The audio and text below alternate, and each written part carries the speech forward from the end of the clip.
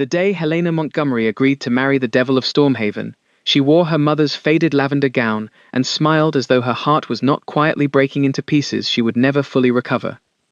The chapel stood cold and grey against the December sky, a small stone building on the edge of the village where her family had lived for 6 generations. Frost clung to the window panes. The pews held no guests. There were no flowers, no music, no whispered congratulations. Only the vicar, her trembling younger sister Margaret, and the stranger who had arrived that morning with a marriage contract already signed. Helena had read the contract 3 times the night before, sitting by the dying fire in the library while her father's cough echoed through the empty house. The terms were simple. She would become the Duchess of Stormhaven. Her family's debts would vanish. Their crumbling estate in Yorkshire would receive enough funds to survive another generation, and she would never ask the Duke for anything beyond what he chose to give. Love was not mentioned in the contract. She had not expected it to be. Now, standing at the altar with her hands clasped tightly before her, Helena kept her eyes fixed on the vicar's kind face. She had not yet looked at the man beside her. She was afraid that if she did, her courage would fail entirely. The Duke had arrived with no introduction, no courtship, no gentle words. He had sent his solicitor 3 weeks earlier with a letter written in sharp, deliberate script. The letter had stated that the Duke of Stormhaven required a wife of good breeding and quiet disposition. Helena Montgomery had been recommended to him. If she accepted his proposal, he would settle her family's debts and provide an annual allowance for her parents. If she refused, he would find another. No mention of affection, no promise of happiness. A transaction, nothing more. Helena's father had wept when she told him she would accept. Her mother, bedridden for the past 2 years, had pressed a trembling hand to Helena's cheek and whispered, "You are braver than any of us deserve." Now the vicar was speaking words that felt distant and unreal, as though they were happening to someone else. Helena heard herself make the responses. Her voice sounded calm, steady, the voice of a woman who had learned long ago that tears accomplished nothing. Then the vicar turned to the Duke and asked him to repeat his vows. And for the first time, Helena allowed herself to look at the man she was marrying. Lucian Sterling, Duke of Stormhaven, was not what she had imagined. She had expected an older man, perhaps portly and red-faced, a wealthy nobleman, seeking a young wife to warm his bed and manage his household. The letters from his solicitor had been cold and efficient, suggesting a man of rigid practicality rather than passion. But the man standing beside her was tall and broad-shouldered, with dark hair that fell slightly over his forehead and eyes the color of winter steel. His jaw was hard, his mouth set in a line that suggested he had not smiled in years.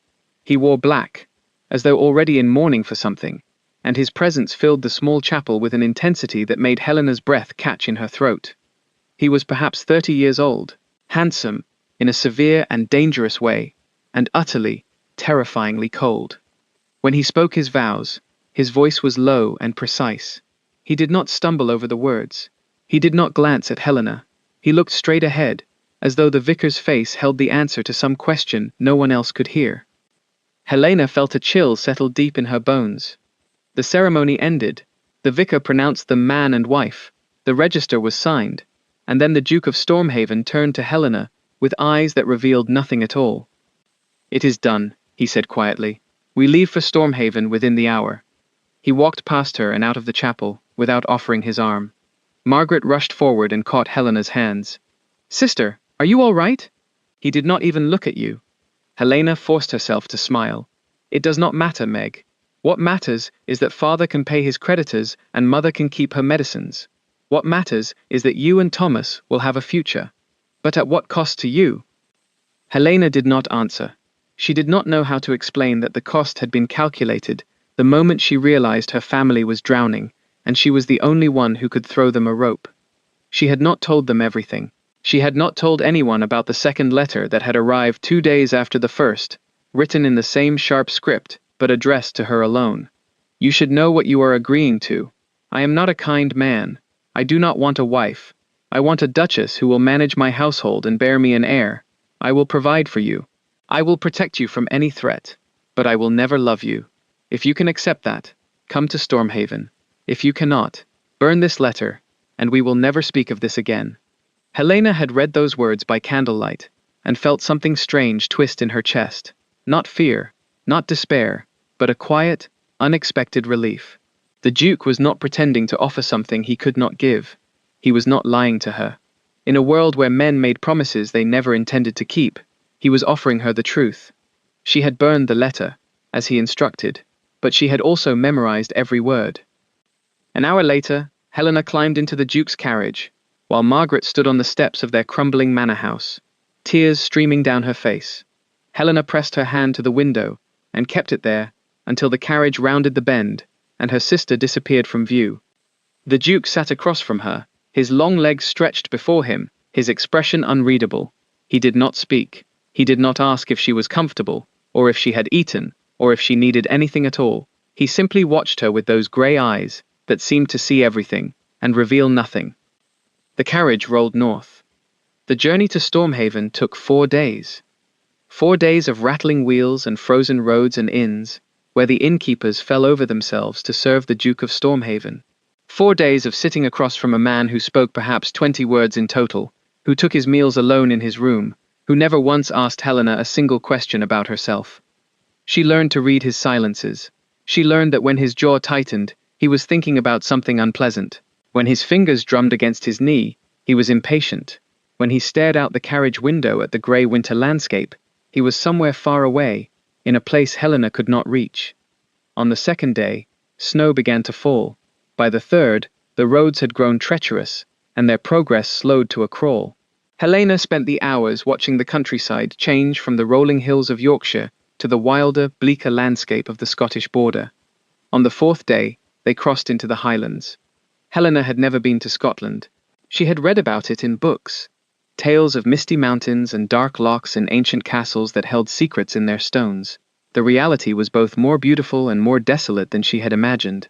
The hills rose sharp and jagged against the winter sky, their peaks hidden in clouds. The trees were bare and black, their branches reaching toward the carriage like skeletal fingers. Snow covered everything, muffling the world in white silence. "This is Stormhaven land," the Duke said suddenly, and Helena startled at the sound of his voice. It was the first time he had spoken directly to her in hours. She looked out the window and saw a village clustered in a valley below them. Stone cottages with smoke rising from their chimneys. A small church with a steeple that pointed toward heaven. People moving through the snow, wrapped in wool and fur. "It is beautiful," she said honestly. The Duke made a sound that might have been agreement or dismissal. "It is harsh. The winters are long. The people are proud. They will not trust you simply because you are my wife. You will have to earn their respect." Helena turned to look at him. "I know how to earn respect, Your Grace." Something flickered in his eyes, surprise perhaps, or curiosity, but it vanished before she could name it. "We shall see." The carriage continued through the village, and up a long, winding road that climbed the hillside. And then Helena saw Stormhaven Castle. It rose from the cliffs like something out of a legend, dark stone and high towers silhouetted against the winter sky. The sea crashed against the rocks far below, sending spray into the air that froze and glittered like diamonds. The castle walls were thick and ancient, built to withstand sieges and storms and the passage of centuries. It was not a place for warmth or comfort. It was a fortress, built by men who had expected the world to come against them. And it was now her home. The carriage passed through the gates and into a courtyard, where servants stood waiting in neat lines, their breath misting in the cold air. Helena saw a housekeeper in black, a butler with silver hair, footmen, maids, a woman who looked like a cook, and more staff than she could count. The Duke descended from the carriage first. He did not offer Helena his hand. She climbed down on her own, her boots sinking into the snow, and stood facing the army of servants who would now answer to her. "Your Grace," the housekeeper stepped forward and curtsied deeply. "Welcome to Stormhaven. I am Mrs. McCrae, the housekeeper. If there is anything you require—" "Thank you, Mrs. McCrae." Helena kept her voice steady and warm. "I am grateful for your welcome. It has been a long journey, and I look forward to learning about Stormhaven and its people." Mrs. McCrae's stern face softened slightly. "The Duchess's chambers have been prepared. A fire is lit, and supper will be served whenever your Grace wishes." "The Duchess will take supper in her rooms tonight," the Duke said before Helena could respond. "She is tired from the journey." It was not a question. It was not a kindness. It was a command, delivered in the same cold voice he used for everything. Helena felt a flash of irritation but swallowed it. She was exhausted, and fighting the Duke on her first night in his home seemed unwise. "Thank you," she said quietly. "That would be welcome." The Duke turned and walked into the castle without another word. Mrs. McCrae led Helena through a maze of stone corridors lit by flickering torches. The walls were lined with tapestries depicting battles and hunts. The floors were worn smooth by centuries of footsteps. The air smelled of wood smoke and something older, something that whispered of secrets and sorrow. Her chambers were on the third floor, in a tower that overlooked the sea. The rooms were larger than any Helena had ever called her own. A sitting room with a fireplace tall enough to stand in, a bedroom with a massive four-poster bed draped in deep blue velvet, a dressing room with mirrors and wardrobes, and a small private study with a desk positioned before a window that faced the western hills. A fire crackled in the hearth. Candles flickered on every surface. A tray of food waited on a small table: bread, cheese, cold meat, a pot of tea. "It is lovely," Helena said, and meant it. The rooms were beautiful, if cold. Everything was clean and well kept, but she sensed no personal touch, no warmth of habitation. These were rooms that had waited a long time for someone to fill them. Mrs. McCrae hesitated by the door. "Your Grace, if I may." "Yes?" "The master is not an easy man." The housekeeper's voice was careful, measured. "He has his reasons, but if you are patient, if you are kind, you will find that Stormhaven is a good place, and its people will be loyal to you." Helena looked at the older woman and saw something in her eyes. A hope, perhaps, or a warning. "Thank you, Mrs. McCrae. I will remember that." The housekeeper curtsied and withdrew, leaving Helena alone in her new rooms. She stood at the window and watched the sun set over the western hills, painting the snow in shades of rose and gold. Somewhere in the castle, her new husband was doing whatever cold, distant dukes did in the evenings. She did not know if she would see him again that night. She did not know if she wanted to. What she did know was that she had made a bargain, and she intended to keep it. She would be the Duchess of Stormhaven. She would manage his household. She would give him an heir. But the secret she carried, the sacrifice that had brought her to this cold, windswept castle, that was something the Duke of Stormhaven would never know, no matter what it cost her. The first week at Stormhaven passed in strange, suspended silence. Helena woke each morning to a fire already crackling in the hearth, a maid named Fiona who helped her dress, and a breakfast tray left outside her door. She explored the castle's endless corridors, discovering libraries filled with leather-bound books, music rooms with dust-covered harpsichords, galleries lined with portraits of stern-faced ancestors, and a great hall where suits of armor stood guard against enemies long dead. She learned the names of the servants. She learned the rhythm of the household. She learned that the Duke took his meals alone in his study, that he rode out each morning regardless of the weather, that he received reports from his estate manager each afternoon, and that he rarely spoke to anyone beyond what was strictly necessary. And she learned that her husband had no intention of visiting her bed. At first, she was relieved. The thought of lying with a man she barely knew, a man who looked at her with cold, empty eyes, had filled her with dread. But as the days passed, relief turned to confusion, and confusion to something sharper. She was his wife. He had married her to produce an heir, and yet he treated her as though she were a guest who had overstayed her welcome. On the seventh night, Helena made a decision. She dressed carefully, a gown of deep green silk that brought out the copper in her hair, her mother's pearl earrings, her hair pinned up with a few curls left to frame her face.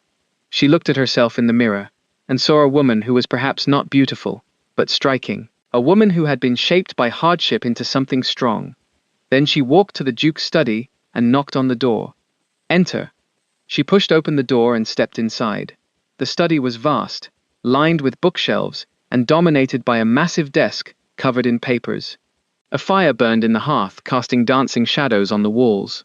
The Duke sat behind the desk, a glass of whiskey in his hand, his collar loosened, his hair slightly disheveled. He looked up when she entered, and for a moment, just a moment, she saw something flicker in his eyes. Surprise, perhaps, or something darker. "Your Grace," she said, keeping her voice steady, "I would like to speak with you." He set down his glass. "It is late. I am aware." A pause. Then he gestured to the chair across from his desk. "Sit." Helena sat. She folded her hands in her lap and met his gaze directly. "I have been here a week. In that time, you have spoken to me perhaps 50 words. You have not asked me a single question about myself. You have not told me anything about your life, your home, or your expectations beyond what was written in your letters." She paused, gathering her courage. "I am your wife, Your Grace, not a piece of furniture you acquired at auction." Something shifted in his expression. Not anger, exactly. More like the slow awakening of interest. "You wish to be courted. I wish to be treated with basic courtesy." She kept her voice calm, though her heart was pounding. "I understand the terms of our marriage. I am not asking for love, or poetry, or grand gestures. But if we are to live together, if we are to build any kind of life, we must at least learn to speak to one another." The Duke was silent for a long moment. Then he leaned back in his chair and studied her with those winter-grey eyes. "You are not what I expected." "Neither are you," she replied. "I expected an old man desperate for a young wife.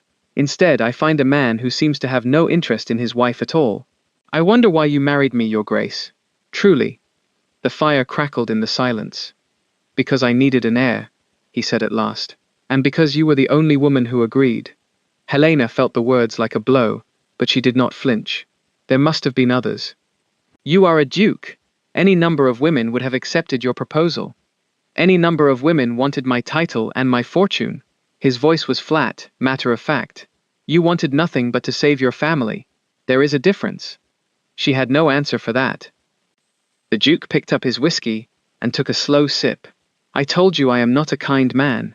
I meant it. I have no talent for gentleness. I do not know how to be a husband. But if you wish for conversation, I can manage that." "Then tell me something," Helena said. "Anything. Tell me why you ride out every morning regardless of the weather. Tell me why you take your meals alone. Tell me why this castle feels like a place where something died." His jaw tightened. For a long, terrible moment, she thought she had gone too far. Then he set down his glass with a click and rose from his chair. He walked to the window and stood looking out at the darkness, his back to her. "My wife died," he said quietly. 5 years ago. She was carrying our child. Both of them died, and I was the reason." Helena's breath caught in her throat. "Your Grace." Her name was Eleanor. She was kind, gentle. Everyone loved her. His voice was steady, but there was something underneath it, something raw and broken, that he was holding together by sheer force of will. She was not strong. "I knew that when I married her. The physicians warned me that childbirth would be dangerous. But I needed an heir, and I convinced myself she would be fine. I convinced myself that my need was more important than her life." He turned to face her, and Helena saw the truth written in every line of his face. The guilt, the self-loathing, the grief that had eaten away at him for 5 years. "She died screaming," he said. "The child was born too early. He lived for 3 hours, then he stopped breathing, and I stood in this study, in this very room, and I listened to them die." He paused. "That is why I married you. Because you are strong. Because the physicians examined you before I made my offer, and told me you are healthy, that your body can bear children safely. I chose you because you would not die." Helena sat very still, her mind racing. The letter, the coldness, the distance, it all made terrible, heartbreaking sense now. "You did not tell me this before we married," she said quietly. "Would you have refused?" "I do not know." She looked at her hands, then back at him. "I might have understood." "Understanding does not change what I did." He walked back to his desk, but did not sit. "I have told you the truth. You wanted conversation. Now you know why I am the man I am. If you wish to keep your distance, I will not blame you. I will provide for you. I will protect you. But I will not touch you unless you ask me to. I will not risk another woman's life for my legacy." The silence stretched between them, heavy with all the things Helena could not say. Finally, she stood. "Thank you for telling me." He looked surprised. "You are not afraid?" "Of you?" She shook her head slowly. "No, Your Grace. I am not afraid of you. I am afraid of a great many things, but you are not one of them." Something shifted in his expression. Something that might have been hope, or might have been fear. "You should be." "Perhaps." She moved toward the door, then paused. "I will see you at breakfast tomorrow. I will have Mrs. McCrae set a place for you in the morning room. You do not have to come. But I would like it if you did." She left before he could answer. The next morning, when Helena entered the morning room, the Duke was already there. He stood when she entered, stiff and formal. His hair was neatly combed, his cravat perfectly tied. He looked as though he had not slept, but he was there. "Good morning, Your Grace," Helena said, taking her seat. "Good morning." He hesitated, then sat back down. "I was not sure you would still wish me to join you after. I always keep my invitations." She poured herself tea and offered him the pot. "Would you like some?" He stared at the teapot as though it were a foreign object. "Yes, thank you." It was a small thing, a tiny crack in the wall he had built around himself, but it was enough. That afternoon, Helena explored the west wing of the castle and found a door that was locked. It was tucked away at the end of a corridor, half hidden behind a tapestry. The lock was old but sturdy, and when Helena tried the handle, it did not budge. "What is behind this door?" she asked Mrs. McCrae later. The housekeeper's face went carefully blank. "Nothing of importance, Your Grace. Storage rooms. The master prefers them kept locked." Helena nodded and did not press further, but she noticed the way Mrs. McCrae's hands trembled slightly as she spoke, and she filed the information away for later. The Duke had told her one truth, but there were others he was keeping hidden, and Helena intended to discover them all. 3 weeks passed. Christmas came and went with little celebration at Stormhaven. Helena decorated the great hall with evergreen boughs, and insisted on a Yule log, but the castle remained stubbornly cold and silent. The Duke gave no gifts and attended no services, though he did not prevent Helena from doing so. She wrote letters to her family, long, detailed letters that made her life sound far more pleasant than it was. She wrote about the beauty of the Highlands, the kindness of the servants, the fascinating history of the castle. She did not write about the locked door in the west wing, or the way her husband sometimes stared at her with an expression that looked like longing and felt like grief. She did not write about the nights she lay awake, listening to the wind howl around the towers, wondering if she had made a terrible mistake. In the village, she began to build a life. She visited the sick, she helped the local midwife deliver a baby during a snowstorm. She convinced the Duke to release funds for a new roof on the village school. Slowly, tentatively, the people of Stormhaven began to trust her. "You are good for them," the Duke said one evening, appearing in the doorway of the morning room, where Helena was writing letters. "They respect you." Helena looked up, startled. It was the first time he had sought her out since that night in his study. "I am glad. They are good people. You see things I do not see." He came into the room and stood by the fire, his hands clasped behind his back. "I have been lord of this land for 15 years. I have never once visited the sick or delivered a baby. That is because you are a man, and a duke, and no one expects you to." Helena set down her pen. "But someone must. These are your people, Your Grace. They need to know that you care about them. I pay my tithes. I maintain the roads and the church. I settle disputes fairly. Is that not enough?" "No." She met his eyes directly. "It is not enough. They need to know that you see them as human beings, not as obligations. They need to feel that their lord is someone they can trust." He was quiet for a long moment. Then, unexpectedly, the corner of his mouth twitched. "You are very blunt. My father always said it was my greatest flaw." "It is not a flaw." He moved toward her, stopping a few feet from the desk. "I have been thinking about what you said, about the castle feeling like a place where something died." Helena held her breath. "You were right." His voice was low, almost reluctant. "This castle has been a tomb for 5 years. I made it that way. I locked away everything that reminded me of her, and in doing so, I locked away everything that reminded me of living." He paused. "I do not want to live in a tomb anymore." "Then do not," Helena said simply. "Open the doors. Let in the light. Let people visit. Host a dinner, a ball, a gathering. Let the castle be alive again." "It is not that simple." "It could be." She stood and faced him. "You are a duke. You can do whatever you wish. The only thing stopping you is your own grief. And I understand grief, Your Grace. I have watched my parents lose everything they loved. I have watched my mother fade away in a sickbed. I know what it is to carry loss, but I also know that loss only wins if you let it." The Duke stared at her, and for the first time, Helena saw something other than coldness in his eyes. She saw hunger, not for her body, but for something deeper, something he had been starving for since the day his wife died. "Will you help me?" he asked quietly. "Will you help me learn to live again?" Helena felt her heart crack open. Just a little. Yes, she said. I will. It was not love, it was not passion or romance, or any of the things she had once dreamed of as a girl, but it was a beginning. And for now, that was enough. February arrived with howling winds and snow that piled against the castle walls in great white drifts. The village was cut off from the outside world for nearly a week. Helena used the time to explore more of the castle, and on the fourth day of the storm, she found the portrait gallery. It was a long, narrow room on the second floor, lined with paintings of the Sterling family going back 300 years. Helena walked slowly past stern-faced dukes and elegant duchesses, knights in armor and ladies in silk, children with solemn eyes and dogs at their feet. And then she stopped. The portrait at the end of the gallery was newer than the others, its colors still vibrant. It showed a woman with golden hair and soft blue eyes, a gentle smile curving her lips. She wore a gown of pale rose, and in her hands she held a single white rose. Eleanor. Helena knew it immediately.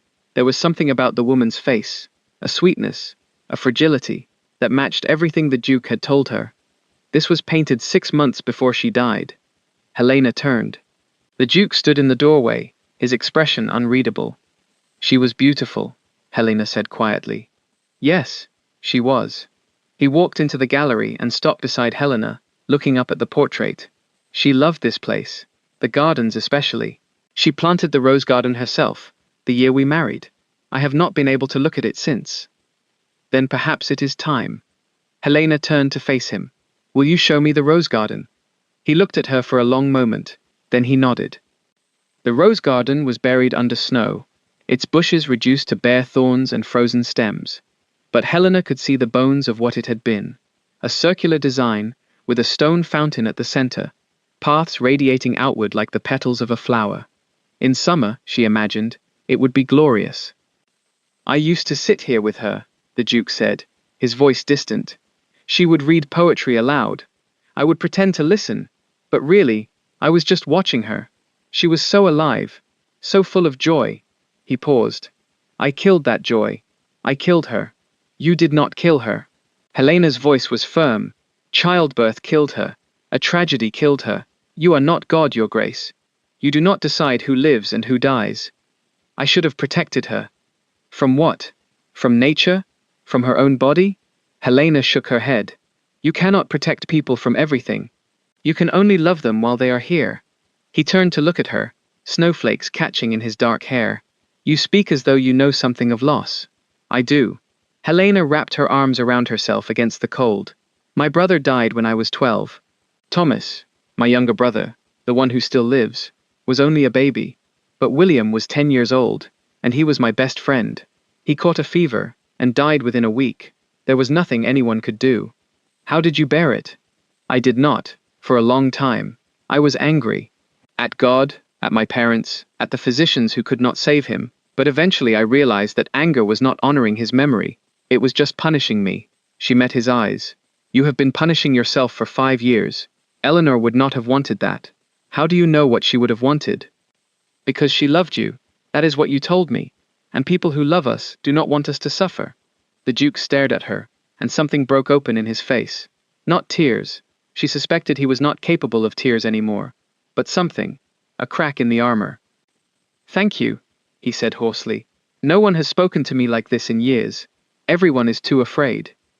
I am not afraid of you, Helena reminded him. I told you that on my first night here. I remember. He took a step closer. I am beginning to believe you. They stood together in the frozen garden, snow falling softly around them, and for the first time since she had arrived at Stormhaven, Helena felt something that might have been hope. March came, and with it the first hint of spring. The snow began to melt. The days grew longer. Green shoots pushed up through the mud in the kitchen garden, and the Duke of Stormhaven began to emerge from his self-imposed isolation. He started taking breakfast with Helena every morning. He accompanied her on visits to the village. He even agreed to host a small dinner party for the local gentry, the first social event Stormhaven Castle had seen in 5 years. You are nervous, Helena observed on the afternoon of the dinner, finding him in his study staring at a stack of paperwork without actually reading it. I am not nervous, he said. I am a duke. Dukes can be nervous. He looked up at her, and she was startled to see something almost like amusement in his eyes. "You are the most infuriating woman I have ever met." "I shall take that as a compliment. It was intended as one." He set down his pen. "I have been thinking about something." "Yes?" "When we married, I made a great many promises about what I would not do. I would not love you. I would not be a true husband. I would not." He stopped, struggling for words. "I am not saying I can love you. I do not know if that part of me still exists, but I would like to try to be something more than a stranger who shares your name." Helena felt her heart skip. "What are you asking?" "I am asking." He stood and walked around the desk to stand before her. "I am asking if you would be willing to start again, to pretend that we are not two people bound by a contract, but two people who have just met and are discovering each other for the first time." "You want to court me?" "I want to try." His gray eyes were serious, almost vulnerable. "You deserve more than what I have given you. You deserve a husband who sees you, who values you, who—" He stopped again. "I cannot promise love, but I can promise effort." Helena looked at him, this tall, guarded, broken man who had locked himself away from the world for 5 years, and felt something shift inside her. She had come to Stormhaven prepared for a life of cold duty. She had not been prepared for this. "Yes," she said softly, "I would like that." For the first time since she had met him, the Duke of Stormhaven smiled. It was a small smile, hesitant and unpracticed, as though he had forgotten how. But it was real, and it made him look like an entirely different person. "Then let us begin," he said. "Will you walk with me in the garden before our guests arrive?" "I would be honored, Your Grace." "Lucian," he said. "My name is Lucian." Helena felt warmth spread through her chest. "Lucian," she repeated. "Then you must call me Helena." "Helena?" He said her name as though tasting it. "It suits you." They walked together through the garden, and though the roses had not yet bloomed, Helena could see them beginning to stir. She could see everything beginning to stir. And for the first time, she allowed herself to hope that this marriage might become something more than a sacrifice. The dinner party was a modest success. 10 local families attended: lairds and their wives, a baronet, the vicar, the local physician. They arrived with expressions of barely concealed curiosity, clearly eager to see the Duke of Stormhaven's new bride, and to discover whether the rumors about his coldness were true. Helena greeted each guest warmly, guiding them to the great hall, which she had transformed with candles and flowers, and the best silver the castle possessed. She had convinced Lucian to open the doors to the formal dining room, which had been closed since Eleanor's death, and Mrs. McCrae and her staff had worked miracles with roast venison and salmon, and a towering cake that drew gasps of admiration. Lucian sat at the head of the table, stiff and silent at first. But gradually, under Helena's gentle prompting, he began to speak. He discussed the estate's agricultural improvements with a neighboring laird. He asked the vicar about the condition of the church roof. He even managed a halting compliment to Lady McAllister's gown. Helena watched him, and felt something that might have been pride. "You have worked wonders, Your Grace," Lady McAllister murmured to her over dessert. "Everyone said the Duke was a lost cause, a recluse, a cold fish, a man who had buried himself alive. But look at him. He is almost human." "He is human," Helena said quietly. "He has simply been in pain for a very long time. You have brought him back to us." Lady McAllister squeezed her hand. "Whatever you are doing, keep doing it." The guests departed in good spirits, and when the last carriage had rolled away down the hill, Lucian turned to Helena with an expression she could not read. "That was not terrible," he said. "High praise indeed. I am not good with people. I never have been. But you made it bearable. You made it—" He searched for the word. "Possible. That is what a wife does, I am told." "A wife?" He said the word as though testing it. "You are my wife. I keep forgetting that. Shall I remind you?" Something flickered in his eyes. "Perhaps you should." They stood in the great hall, the candles burning low, the fire casting dancing shadows. The servants had withdrawn. They were alone. Lucian took a step closer. "Helena?" "Yes?" "I would like to kiss you." His voice was rough, uncertain. "If you would permit it." Helena's heart was pounding so loudly she was certain he could hear it. "I would permit it." He leaned down and pressed his lips to hers. The kiss was gentle, tentative. Not the demanding kiss of a man claiming his rights, but the hesitant kiss of a man who had forgotten how to touch someone.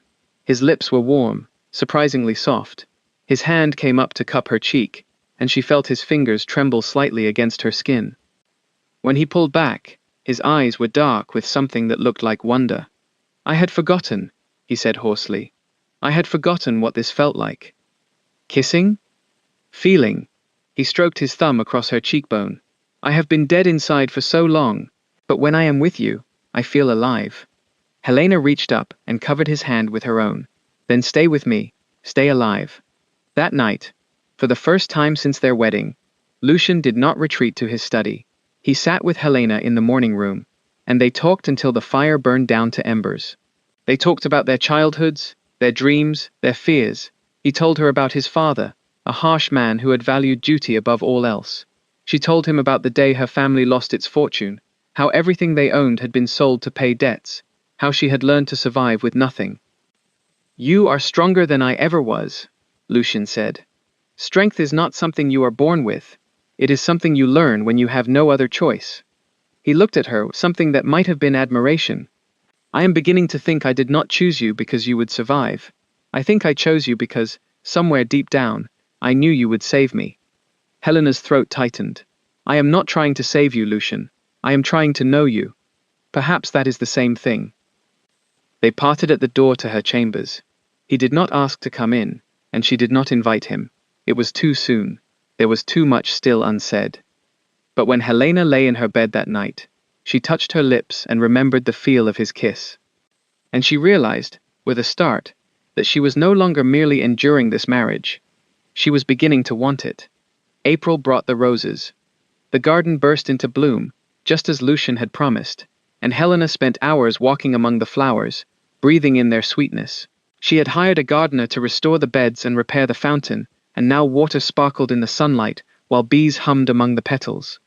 Lucian found her there one afternoon, sitting on a stone bench with a book in her lap.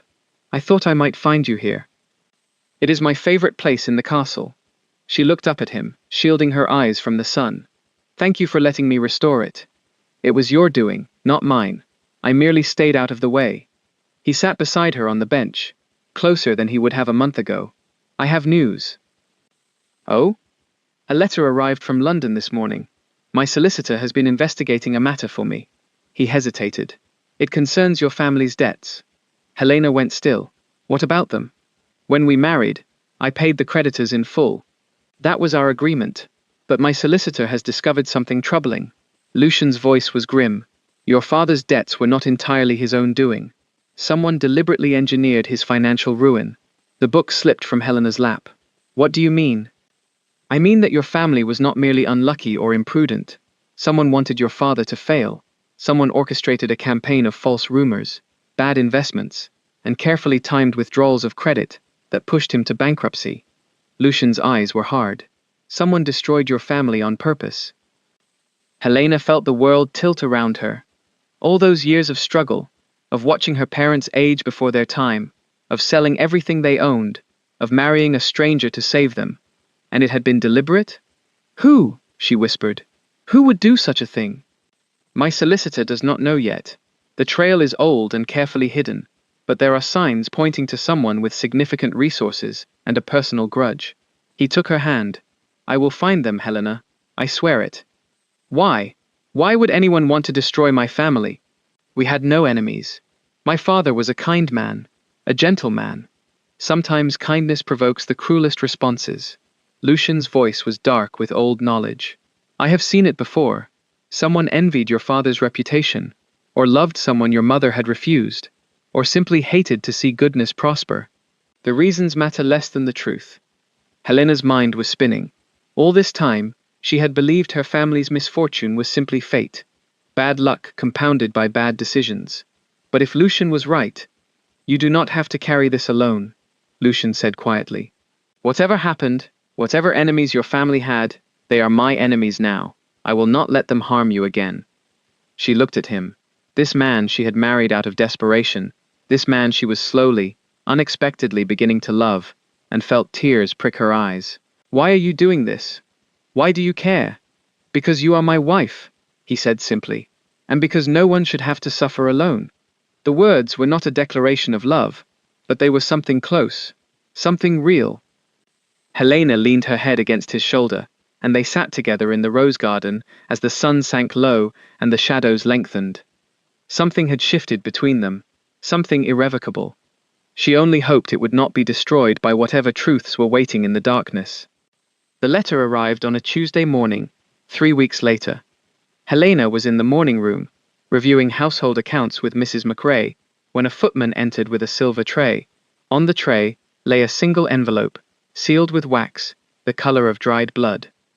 "A messenger brought this, Your Grace," the footman said. "He said it was urgent." Helena took the envelope and felt a chill run down her spine. There was no return address, no name, only her own title written in an elegant, unfamiliar hand. She broke the seal and read the contents.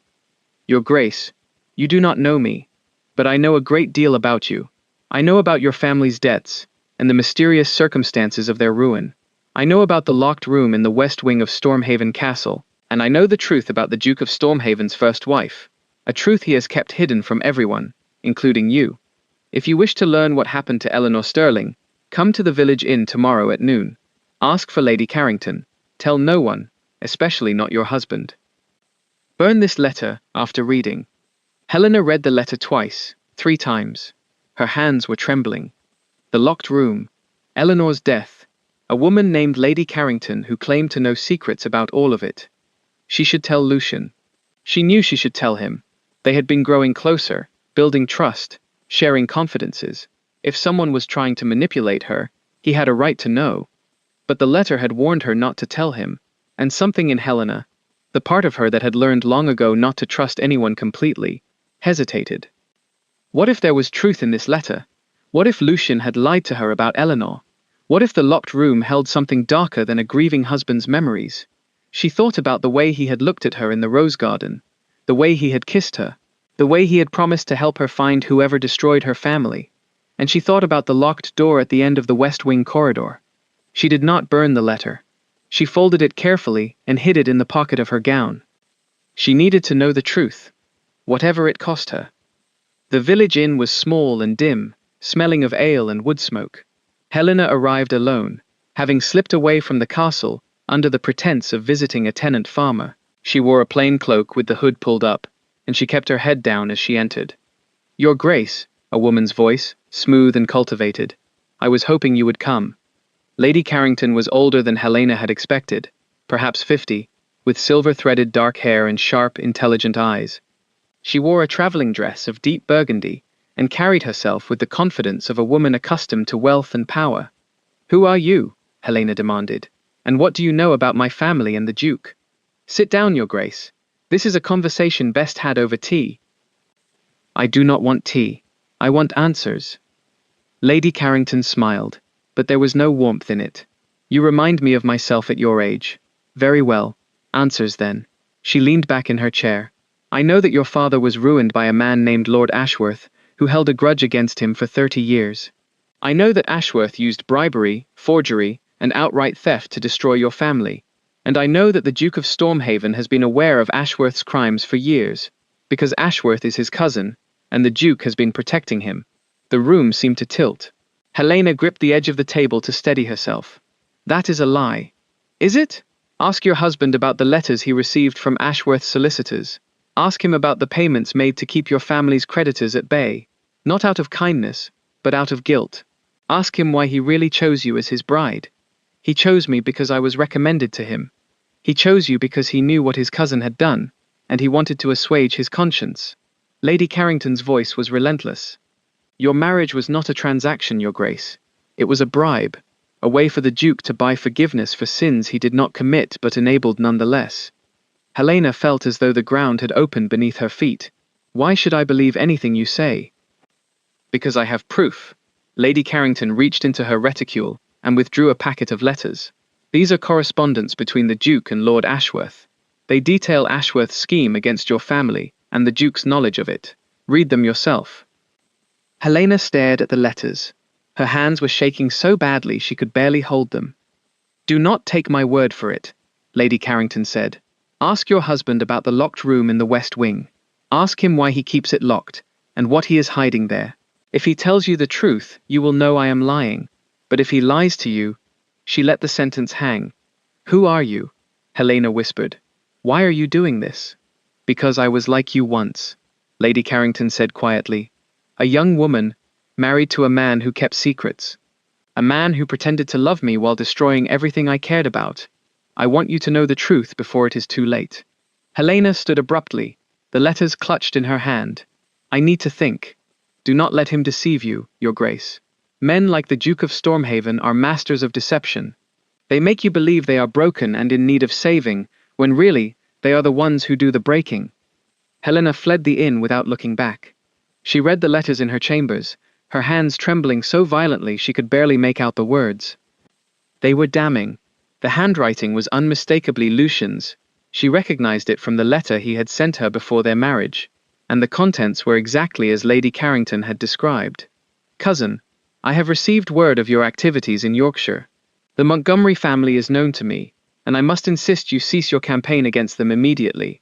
Whatever grievance you hold against the father, the daughters should not suffer for it." And another, dated later. "I have arranged for the Montgomery debts to be purchased and held in trust. They will not be called in. But you must understand, Ashworth, that my protection comes at a price. If you ever speak of what you did, I will see you ruined as thoroughly as you ruined them. Protection. Not justice. Not restitution." Lucian had known what his cousin was doing, and he had covered it up. He had used his wealth to shield a criminal and called it protection. The man who had kissed her in the rose garden, the man who had promised to help her find the truth, the man she was beginning to love. It had all been a lie. Helena sat on the edge of her bed, the letters scattered around her, and felt something inside her shatter into pieces she did not know how to put back together. She confronted him that evening. She found him in his study, as she had on that first night so many months ago. He looked up when she entered, and his expression shifted from welcome to alarm when he saw her face. "Helena? What is wrong?" She threw the letters onto his desk. "Explain these." He looked down at them, and the color drained from his face. "Where did you get these?" "A woman named Lady Carrington. She says you have been protecting the man who destroyed my family. She says our marriage was a bribe to ease your guilty conscience." Helena's voice was shaking, but she refused to cry. "Tell me it is not true. Tell me she is lying." Lucian was silent for a long moment, then he closed his eyes. "I cannot." The words hit her like a physical blow. "You knew. All this time, you knew. I knew that my cousin was responsible for your family's ruin. I did not know until after it was done. I swear that to you. When I discovered the truth, I confronted him. I forced him to stop. I made arrangements to protect your family from further harm." He opened his eyes and looked at her with desperate intensity. "But I did not turn him over to the authorities. He is my cousin, my blood. I could not destroy him. You could not destroy him, so you let my family remain destroyed instead? I tried to make it right. The marriage contract, the settlement of your debts, that was my way of giving your family back what they lost." "A bribe," Helena said bitterly. "Just as Lady Carrington said, you bought yourself a wife and called it justice. It was not like that." He rose from his chair and moved toward her.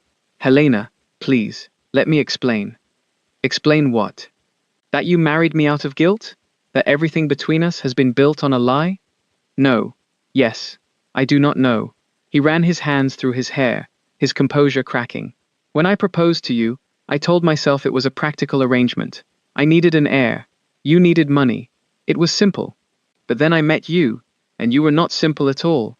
You were brave and kind and infuriatingly honest, and I—" He stopped, struggling for words. "I began to feel things I had not felt in years. I began to care for you. That was not a lie." "How can I believe anything you say?" Helena's voice broke. "You kept a locked room in this castle that I was forbidden to enter. You lied about knowing what happened to my family. You let me believe I was alone in the world, when all along you knew the truth. How can I trust you now? Let me show you the room." His voice was raw.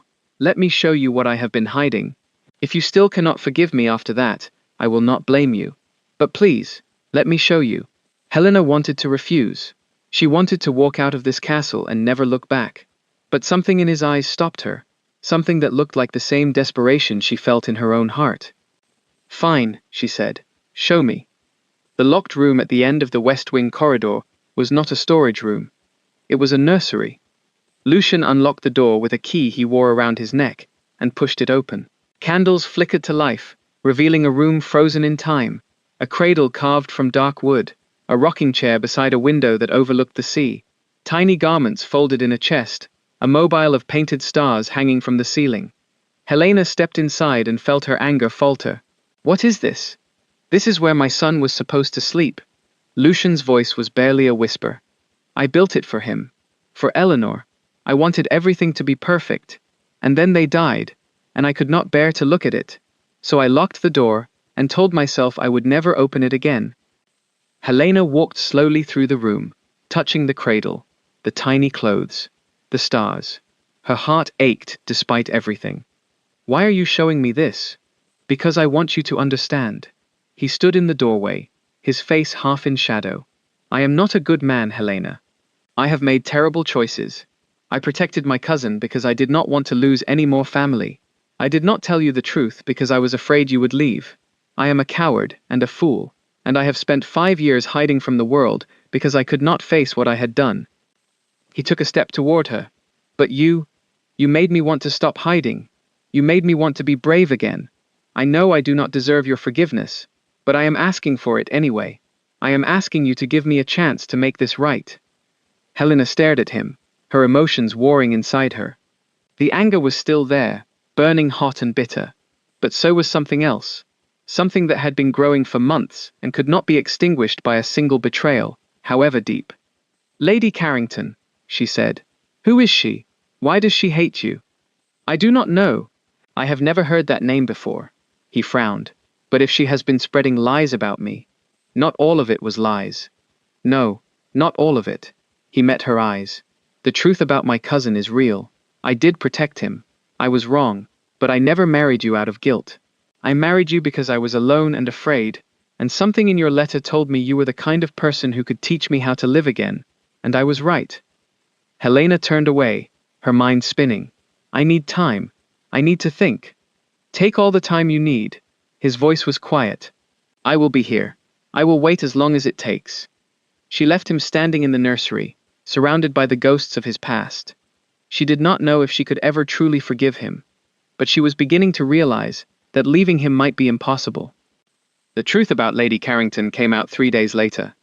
Helena had spent those days in a fog of confusion and grief, barely leaving her chambers, speaking to no one. She had written to her sister but could not bring herself to send the letter. She had walked in the rose garden but found no comfort in the flowers.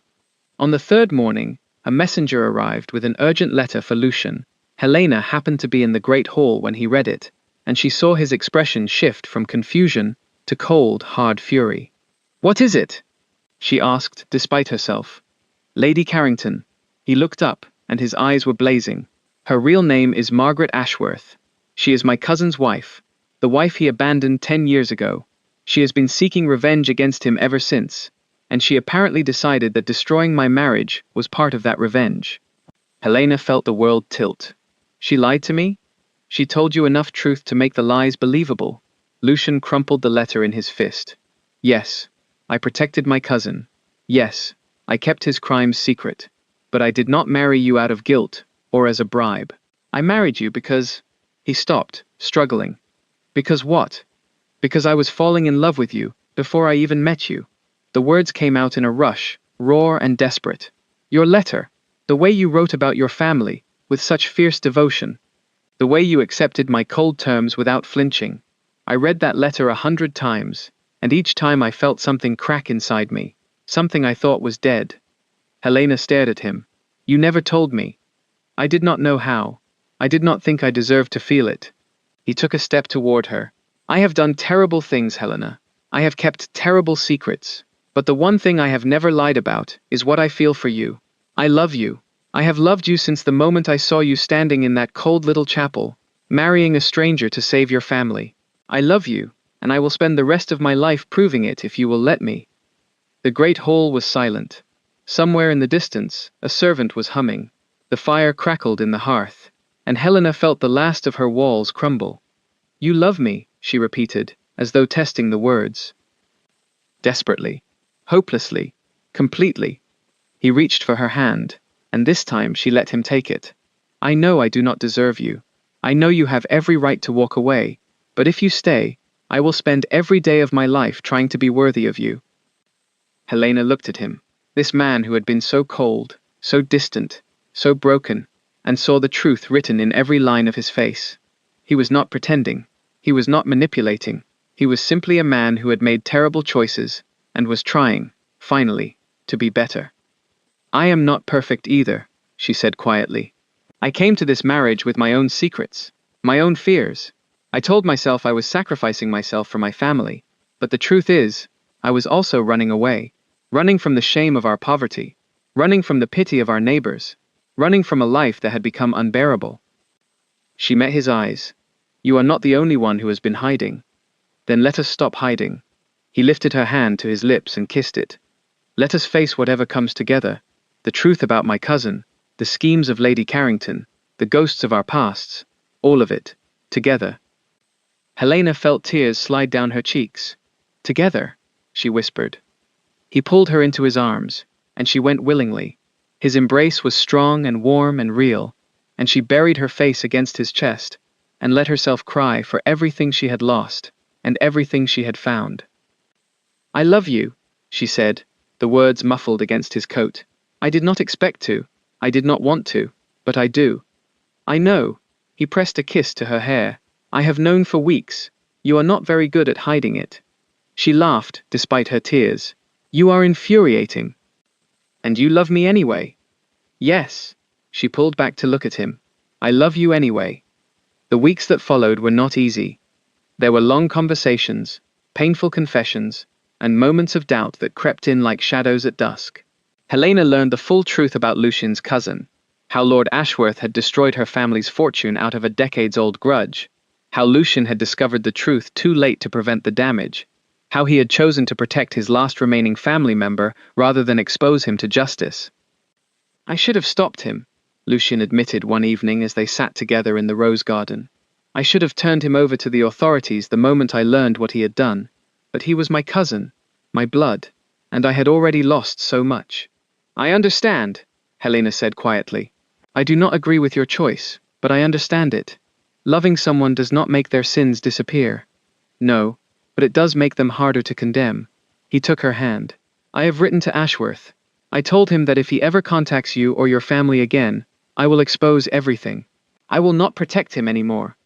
What did he say? He called me a fool and a traitor. He said I was choosing a woman over my own blood. Lucian's mouth curved in a humorless smile.